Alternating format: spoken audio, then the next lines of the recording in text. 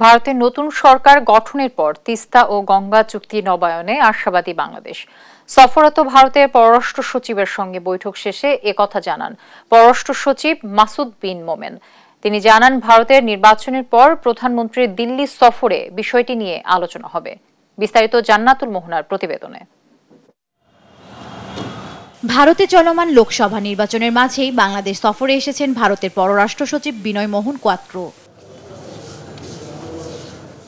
সকালে পররাষ্ট্র মন্ত্রণালয়ে পররাষ্ট্রমন্ত্রী ডক্টর হাসান মাহমুদের সাথে সৌজন্য সাক্ষাৎ করেন তিনি। পরে মন্ত্রী জানান, বেইজিং নয়, ভারতের নির্বাচনের পরে আগে ভারত সফরে যাবেন প্রধানমন্ত্রী শেখ হাসিনা। এছাড়া তিস্তা বহুমুখী প্রকল্পে অর্থায়নও করতে চায় ভারত। তিস্তায় আপনারা জানেন যে আমরা একটি বৃহৎ প্রকল্প নিয়েছি, তো ইন্ডিয়া সেখানে ফিন্যান্স করতে চায়। যে প্রকল্পটি বাস্তবায়ন করা হবে সেটি আমাদের নিড অনুযায়ী হতে হবে। দিল্লি তো আমাদের চেয়ে আমাদের কাছে, বেজিং একটু দূরে।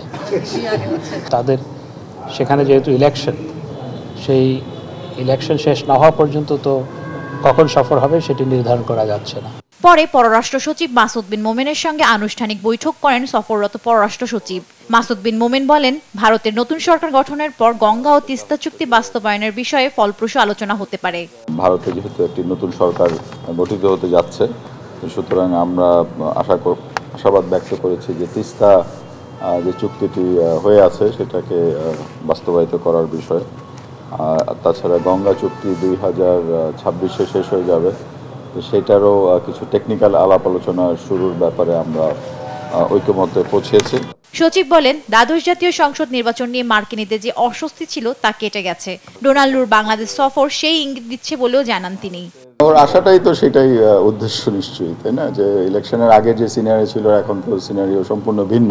আমাদের সাথে এখন আমাদের দেশের স্টেবিলিটি, আমাদের ইকোনমিক প্রসপেক্টস, আমাদের অন্যান্য যে সমস্ত সোশিও ইকোনমিক ডেভেলপমেন্ট যেগুলো আমরা করছি, সবারই দৃষ্টি আকর্ষিত হয়েছে এবং তার কারণেই তারা আগ্রহ প্রকাশ করছে। এবং এছাড়া আগামী মাসেই ভারতের ওপর দিয়ে নেপাল থেকে বিদ্যুৎ আনার বিষয়টি চূড়ান্ত হয়েছে বলেও জানান পররাষ্ট্র সচিব। ভিসা ইস্যুটা অনেকখানি সহজ হয়ে আসছে আজ থেকে। জান্নাতুল মোহনা, দেশ টিভি, ঢাকা।